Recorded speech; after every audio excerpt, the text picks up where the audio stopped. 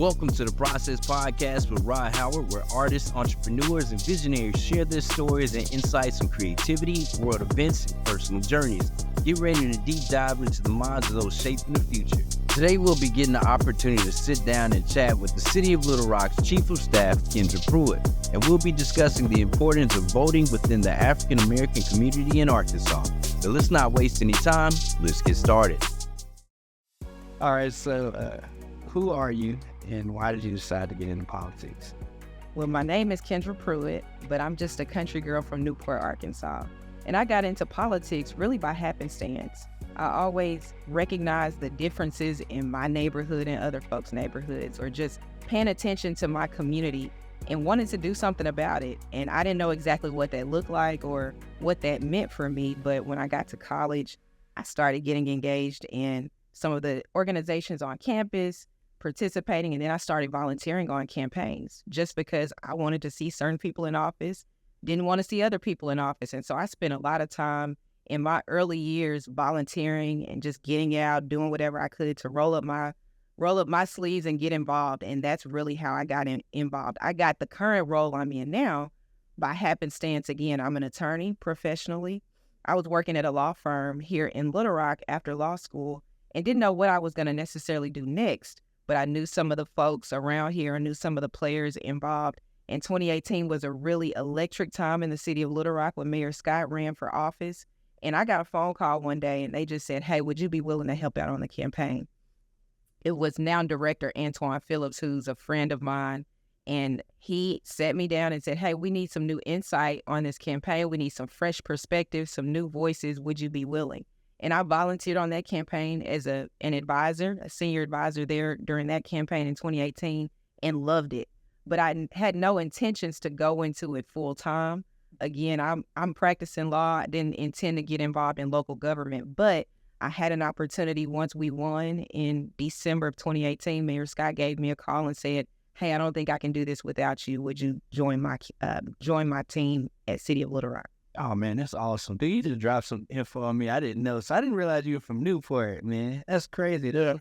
I don't know if you know, I actually was down at Basefield for probably like 2-3 years working for a Really? Yeah, I was working at, Spartan Mowers? Well, I don't know if you know, but anyway, it don't matter. 0 time more, man.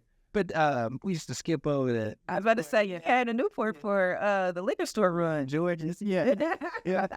Of course. But that's the reason I asked it, though. Like, with you getting into politics and everything, like, man, I can only imagine, like, what it probably was, like, growing up in Newport. Like, down there, like, was your family real into, like, politics and everything down there? Like, what was it like down here? So, actually, they weren't involved in politics. But one thing about my parents, they were engaged.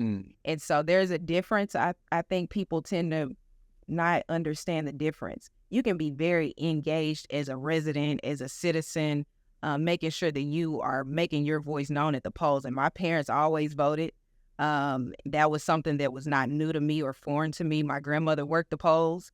And the Black church is an institution in politics for Black people. That's where we've organized for civil rights movements, et cetera. And so I was aware of the importance of being engaged as a resident, making your voice heard, but they weren't involved in politics. Oh, man, that's awesome. I mean, and it's really, it's crazy you shouldn't talk about the parents being engaged, because I think, like, maybe that's just our generation, because, like, even with my folks, I can remember, like, my mom and dad, even though they weren't necessarily, weren't participating in politics, it was always a discussion. Like, Yep. You go up to your grandma's house, and for me, I remember, like, God bless the soul, later years having, like, pictures of Obama on the wall, and things. Like, you were just informed, and I feel like that's one of those things that's not really, I think younger generations don't necessarily have that influence. So, I guess I'm going to use it as a segue. I'm going to ask you one question, then just kind of really go into what we're talking about today, which is voting. But, like, with your influence and everything, Chad, when you were younger,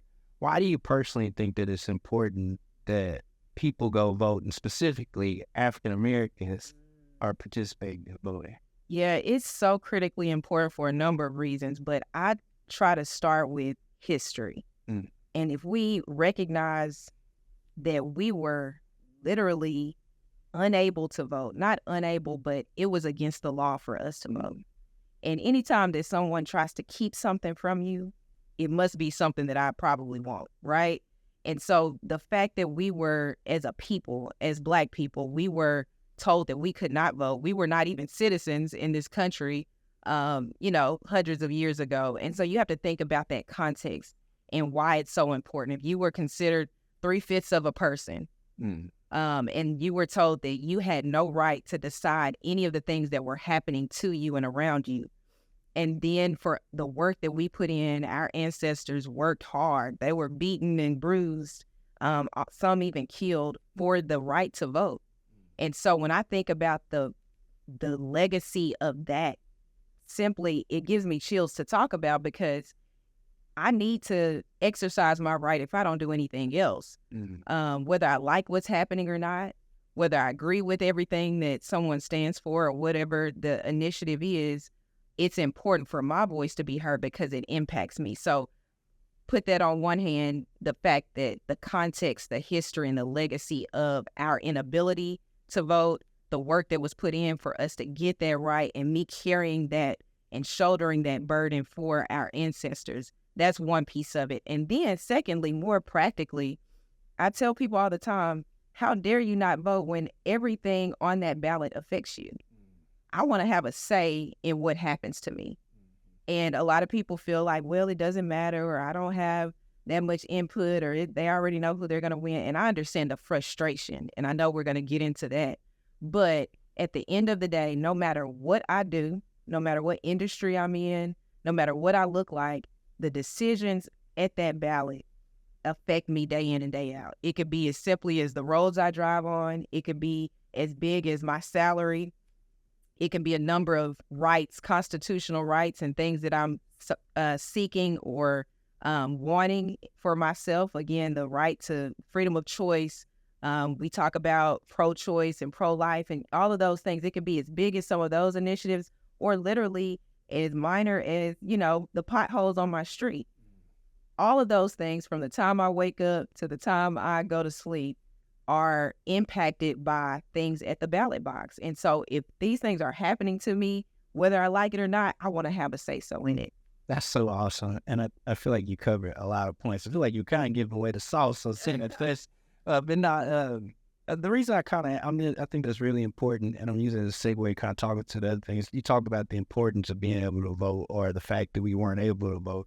And that's something I think that a lot of younger generations don't necessarily take into consideration. Because I know, like, specifically, I know that the number of African-American turnout in voting has been decreasing, like, especially over the last 2 decades. And I know specifically in Arkansas, I think, was it AMP I was reading that in? I think they said where the national average on voting was like 67% for African-American turnout, but in Arkansas, it's like 54%. So I guess leading into the next question for you, what factors do you think are contributing to the decrease in African-American voter turnout? And what factors do you think are affecting it specifically towards Arkansas? Yeah.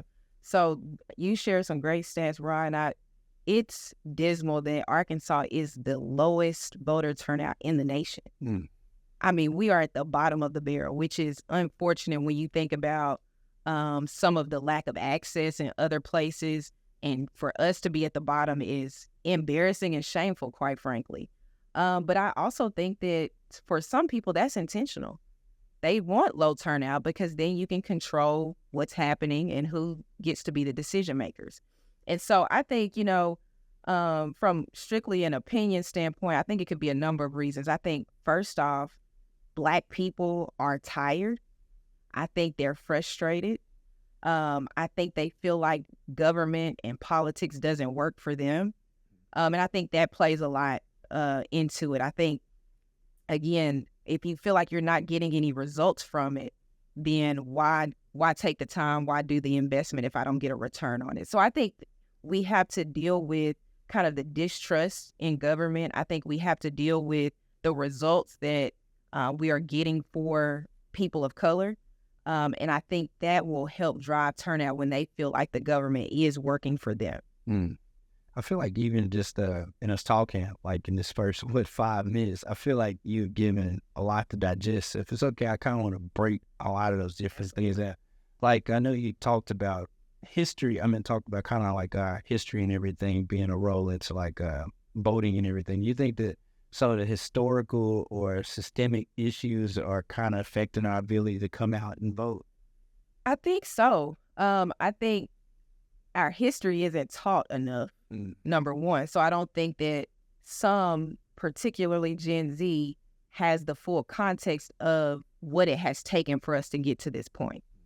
And that's not right, wrong, or indifferent, but I think it's just a fact of the matter. If you think about it, a lot of the new voters or if you're able to vote now, you're recently 18 to 25-ish, you've known us to have a Black president. You know, you've seen us have a woman of color as vice president, all within your lifetime. And folks like us and even older, they could have never imagined that happening in their lifetime, let alone within a span of a couple decades.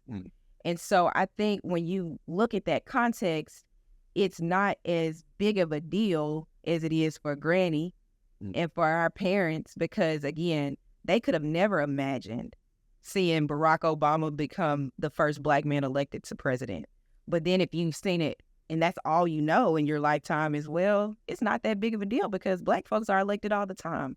I think that dichotomy really plays a huge role in their lack of appreciation for history and context, because they've seen change in such a short period of time, and it's not even change for them because that's all they know. Yeah. For us, we grew up seeing politics and government being dominated by white males.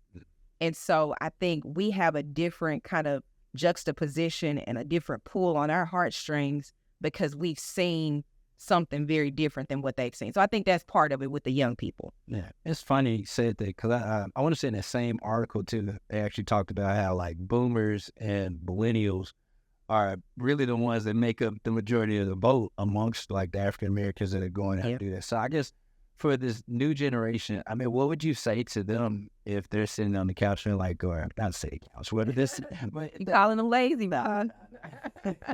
But if I say like, if they're like, man, I'm really not thinking about voting, why should I go out and do this? You know, what would you what 60-second pitch would you kind of give to them about? 60 seconds. Okay. I wasn't 60, very loose. Yeah, no, I got you. I think it's important to understand who you're talking to. And I think I can give a generalization about why you should vote and how these things affect you, but you have to make it personal. And so I think for candidates and ballot initiatives, et cetera, that are on the ballot, you have to speak to them directly and make them understand what's in it for them. But then on the other hand, I think they have to take the onus as well. You have to take responsibility. If I don't like what I'm seeing, I got to do something about it. And that's the same in anything, not just in politics, but in life. If I don't like it, then what am I going to do to change it? And if I don't like what I'm seeing in my city, in my state, in my country, what am I going to do about it? And I know that Gen Z and these young folks in particular are do-gooders. They're driven by passion and purpose and what sets their soul aflame and all the things. And so speaking to that, I think is important, but then also letting them know that if you want to do something about X, whatever X is for you, because what I care about may not be what you care about, but whatever that is that you do care deeply about, whatever gets you fired up, gets your blood flowing, etc., then you have to act on that. And part of that is voting. Yeah. I think you, I'm going to skip around a little bit, but you mentioned this point where like, you made me think of this point where a lot of people like, they don't necessarily go vote because they feel like, man, my vote does not matter. Especially like in a national, like in national elections, because you're dealing with like electoral college and all that jazz. But I don't think a lot of people understand the importance of voting to change like stuff in your city about voting in smaller elections. So it's like, what would you say to them, to the person that says, my vote does not matter, you know? Yeah, I would tell them it does. First and foremost, your vote absolutely matters. And I know the frustration with the Electoral College, as you mentioned, from a presidential standpoint. I still think it's important because that popular vote, they count it. It doesn't end, it's not the end all be all, but they do monitor that. And I think that plays a role from a presidential standpoint. And the Electoral College, again, Arkansas might not go blue this year. You know, we don't necessarily expect that to happen. but there's ways to be engaged and involved and advocate irrespective of how your state goes in a presidential. But to your point about down ballot initiatives, I will tell anyone, please, please, please understand what's on your ballot before you step into the booth to vote. You can go find a sample ballot online, and there are so many initiatives well beyond the presidential. I tell everybody, scroll to the bottom. Make sure that you look at every single question on there, every single race, and make sure that you make your voice heard in all of those, because in my personal opinion, local elections matter more than anything else. Those are the folks that you see in your grocery store, so you can hold them accountable. They're the ones holding the town hall meetings. They're the ones that are making decisions about literally your everyday life.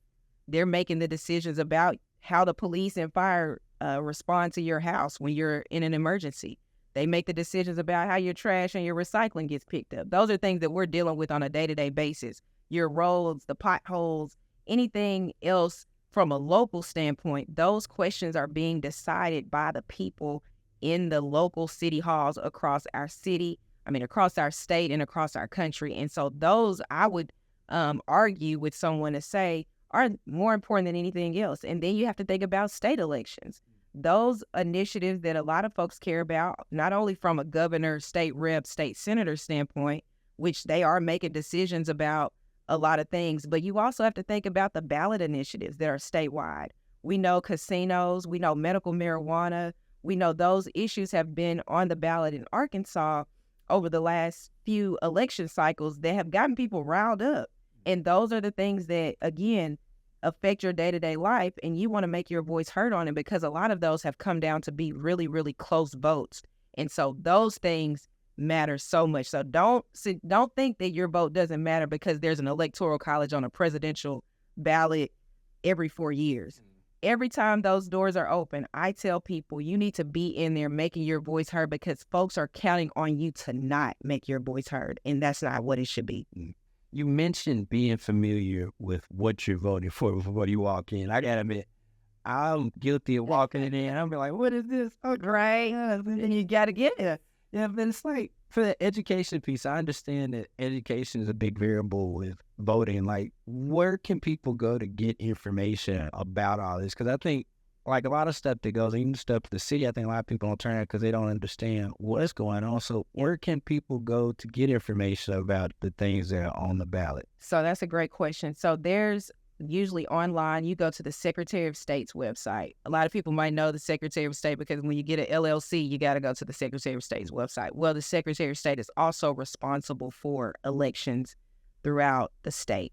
And so you can get sample ballots there. Within your particular county, it's the county clerk that's responsible for running the elections there. And so looking at either of those websites, they can point you to your sample ballot. You go to the website, you can put in your name, your address, and it'll pull up your sample ballot, because my ballot might not be the same as yours, because again, depending on what ward you live in, what district you live in, you have different folks on there. But that is how you get exactly what's going to be on your ballot before the election. I've already pulled mine. I've looked at it because I need to study some issues. I was like, I have no idea what this one is about. And I don't want to be swayed simply by marketing. I want to understand it and make sure I'm casting an informed vote. And I want to make sure that I'm not going in there and just guessing. So that's one thing. But I also tell people, and the example I use is, if I have a toothache, I'm not going to my bone doctor. You know, if I have a cough, I'm not going to my dentist. And so, but what I mean by that is, who is the expert? Find some folks that you know that are well informed, that you trust, and that you know, and ask them the questions. And it's not just the elected officials. They may be. It's not just the folks who work in the space, but that may be it as well. But finding someone that is engaged, that knows what's going on, that you can trust, that can break down the issues to you. Because sometimes even the language, you can look at a sample ballot and not understand what it's saying. So I tell people, there are so many like social media influencers. We love this culture we're in now with social media. Information is accessible, etc. But sometimes that can be misleading too. And there's so much misinformation out there. So to have someone that you can go to that's reputable, that knows what they're talking about, that's somewhat of an expert on the issues, I encourage people to talk to them as well. So do your own research. And then part of that research should be talking to folks who are informed as opposed to the social media influencers who are just doing things for clickbait. Mm-hmm. And I guess I'm going to ask you, you don't have to ask, but I feel like since you're here, like, is the city doing anything to make sure that people are engaged and educated? Well, make sure that people are educated about what's going on the ballot and everything? Absolutely. So the city has something on the ballot themselves actually this time. So there is a ballot initiative that the city is putting forth. It's on there. And I encourage people to learn more about it. But what I've encouraged our team to do at the City of Little Rock since we've been in office since 2019 is to increase engagement with residents. And so I think it starts there. You have to let people know who you are, what you're doing. You have to be in the communities, not just during election cycles. And if you recognize there are certain candidates, certain politicians, certain elected officials who are in the communities more so than others, and are in certain communities more so than others. And so I think that's been something that's been really huge that we've challenged ourselves to do, is to talk to people more, give them access to government that they didn't have before, answer their questions, host forums for them to ask questions and understand what's going on. The City of Little Rock has things called Rock Academy, which is like a residence academy where you can just come for 6 weeks and learn what's going on. So we have a number of initiatives where we're doing strolls through neighborhoods, town hall meetings, et cetera, to engage folks on one hand. And then our social media has been upgraded, for lack of a better way of putting it, over the last several years by being more intentional about putting out information. So that's something that is ongoing work. It's not perfect, but we're putting out more information than ever before. I think it's safe to say ever in the history of city government in Little Rock, from our social media to our website and everything in between. And then on top of that, particularly related to this election, you can go to our social media now. We have all the election dates. October 7th is the deadline to register to vote. Early voting starts October 21st. So we're rolling that information out specifically about this election as well. So it's a both and I think that's something that we've been trying to be intentional about, and I hope people feel it. Yeah, I mean, I gotta throw this out here too. I'm trying to sound as impartial as possible about stuff, but the level of engagement I think is so cool because you got guys like Virgil. You always see him out and about, and one of the things I comment that I really like that Frank has done, like when he had his campaign headquarters like set up right there on 12th Street. I grew up in that area my entire life. Like for me, like I went out and shot it, but it was so cool seeing the people in the community kind of be like engaged because the thing is, oh, like I never seen anything like that. But I asked this as a lead-in because what about the people that don't necessarily feel as engaged with like politicians? Like up until this point, I can't say that I personally have experienced that, right. But for a lot of younger people, I think that it's fair to say they feel really like disengaged or unconnected. Do you think that there's something that politicians or people in leadership can do to try to reach out to those people that are feeling disconnected or unengaged? Yeah, I think the responsibility lies with both, right? I think on the government, politicians, elected side, there's certainly more work that can be done from an outreach standpoint. And I don't think there's a perfect formula because, again, I think different communities, different demographics have different needs. But I think you have to go above and beyond to make sure that you're reaching folks and making the disconnected feel connected. I absolutely believe that should happen. I also think there's a third option beyond just the folks that feel disengaged and the elected officials, et cetera. And there's a middle ground and there's a place for organizers. And they can be, not partisan. They're just really focused on organizing. And if you have studied politics like I have, you think about the example in Georgia. And you think about Stacey Abrams and how she lost the governor's race. It was very close and it was emotional and all the things. But she focused on organizing in that state because she felt that this state is not as red as it seems. And by red, I mean Republican. And again, not to be partisan here, but she felt like there were so many folks that aren't even engaged that could maybe flip their state. And so she spent the off years, because you can't do a lot of outreach during a campaign, because during campaign season, folks are focused on getting the votes of the folks who are going to show up to vote, not spending time engaging those who aren't going to vote or who haven't voted. So that's the issue that the electeds have. But if there's someone spending time in the off years, so in 2025, after this election is over, there needs to be a concerted effort to engage folks who haven't been touched, getting to understand what moves them, what drives them, what are their values, understanding why they don't vote. Is it a lack of education? Is it a distrust? Is it, they haven't seen results? Is it they're too busy dealing with whatever it is they're dealing with? Because if we have low voter turnout, there's a portion of folks who we're not even hearing from. They could truly swing the pendulum. And so someone needs to do that work, I think, in the off years to make sure that we're organized as a state. And by organized, that's kind of a political term, but I mean truly you have touched folks that may seem untouchable. We're in a small state. Little Rock's the big city in a small state. So what about those folks in Dumas and Stuttgart?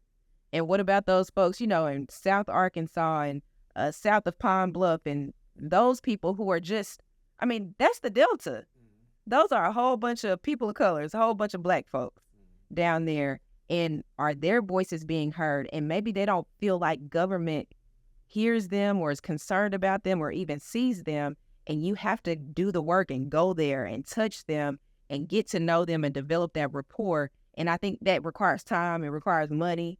But I think that work needs to be done. And then lastly, for the folks who don't feel engaged, number one, do they want to be? I think that's the question, because we're living in a time where information is readily available to us all. There's a lot of misinformation too, but if they have the desire to, reaching out to folks, whether it's their elected officials, whether it is, their elected officials, whether it's on social media, doing some research, talking to folks that they know or adjacent to. People slide in my DMs all the time like, hey, I got a question about this or that. But seeking information, you have to seek it out. The elected officials, the politicians, the people who work in that space also have to meet them halfway, but it requires both for us to truly see the change that we want to see. But I tell people all the time, if you want to see change, you got to be the change. Be the change you want to see, and that requires a little work. You got to put in some effort. And I feel like you mentioned this group. There's a group of people that just don't necessarily trust anything. There's a distrust because, just elephant in the room. Like, we live in a time where you got like George Floyd and you got things like that, or you got all these things happen in African American communities where there's a distrust against like policing, or there's a distrust against the government. Like, what would you say to that group of people that are just so turned off on it that they like, I'm not fooling with it. It don't matter. I feel like I don't matter. What would your pitch be to them about? Well, first off, I tell them, I understand. I feel you. As a Black girl, who grew up in rural Arkansas, I look those people in the face and say, I get it. The hurt that all of us felt collectively as a community when we watched a man be murdered on a camera phone, and be spread across the internet, is just completely traumatizing. And so I understand that. But my next question to them after I'd say I understand is, do we want it to stay that way? Because if that is the plight of our community now, how will it ever change? And we have to be that change. If I don't want to see that happen again, I need to be dang sure that the police officers who report to a police chief, who report to a mayor, are being trained in such a way that they prioritize the lives of all people. And so that is something that I can make heard at the ballot box. Are we electing folks who prioritize those things, that share that same value and that same trauma? And so that's important to me, and I know it's important to them. And so I tell them, I get the distrust, but are we going to just be complacent in the distrust, or do we care enough to roll up our sleeves and do something about it? Because we can't do it by sitting at home. Nothing changes. Oh, man. So I guess my question for you, man, is it's kind of turning back to a personal thing, man. Like, what are your hopes for us in the future as far as being more engaged? Yeah. So first off, I care deeply about seeing people in general, particularly Black people, improve their quality of life. And I firmly believe that to do it on a grand scale, to see it happen in real time, it requires political action. I think there's a place for us all. Some people are into politics. Some people work in the creative space. I'm very jealous of y'all. Some people are activists and community-oriented folks.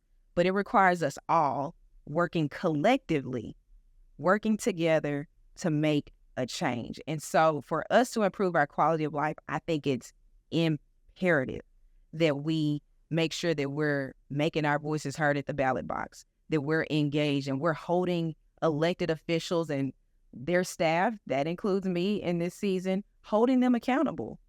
I don't take any issue with folks asking questions or, wondering how we're doing or why we're not doing this. It gives me an opportunity to explain and to educate.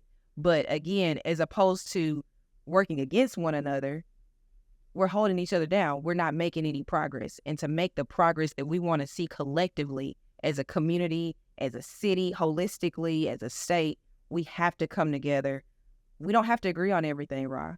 And I think that's what people need to recognize. I think they look for the perfect candidate that checks all of their boxes. They're looking for the perfect ballot initiative that they agree with 100%. We cannot let perfect be the enemy of good. And we have to identify what's good for us right now, and make sure that we're making continual progress to get to the place that we ultimately want to get to. All right, so I got to shift gears a little bit. I feel like whenever I interview people, I ask questions. I always ask a few questions very selfishly. This don't have anything to do with any of this, but I ask this very selfishly because I'm obsessed with finding out what makes people tick. So, like, you decide to be an attorney. You decide to go into, like, politics, which, I mean, like, you could have went down the private route, private sector with the attorney and did whatever, but you chose to participate in politics and do all this. So, and I know that job isn't easy. It's not easy at all. Like, it seems like I can't even imagine the pressure and stuff I deal with. And just every day is something. So my question for you is, what is your why? Why do you continue to do this? What gets you up? Gets you up in the morning and come in here and give 110% every day? Why take time out of your day, be on podcast, talk about why it's important to vote? Like, what is your why? What keeps you motivated and fired up about this? That's such a great question. My why is to see people live better, live a whole life, a full life. And I don't mean simply existing, but to really live a full, purposeful life. And so my why is to see people do that. And I think this current role, this current season I'm in has allowed me to do that in a way that I never have before. I did practice law in the private sector and enjoyed it, gained a lot of experience. I think I was decent at it, but I wanted to touch people more directly. I wanted to have more impact. And so my why is to actually see the needle moving. I cannot do unpurposeful work. If I don't feel it in my soul, I can't really do it.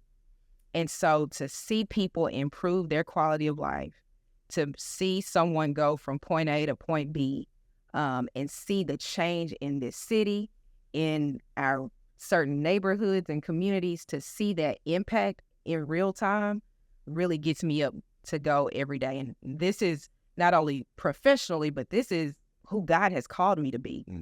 And I feel that deeply because even mentees and the folks that I mentor, being able to see them grow and evolve as humans, as professionals in whatever space they're in. And so I get to see that in our residents. I get to see that in our communities.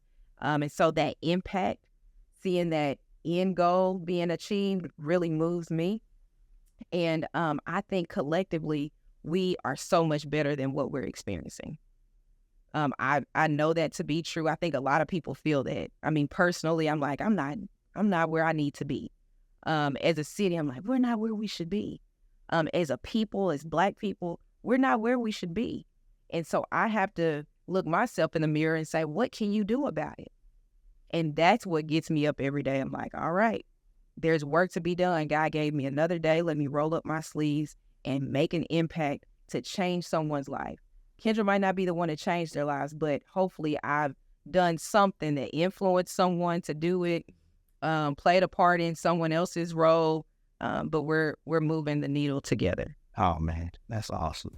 Well, Kendra, I got to thank you for taking time out of your super busy schedule. Like, I know you busy and y'all be out getting it, but I got to thank you for taking time out of your schedule to come and hang out with me and do this chat. I know I got to thank you on behalf of all the people at home, too, because I know a lot of people are going to benefit from this interview, so thank you so much. For everyone at home that watched this podcast, thank you so much for doing so.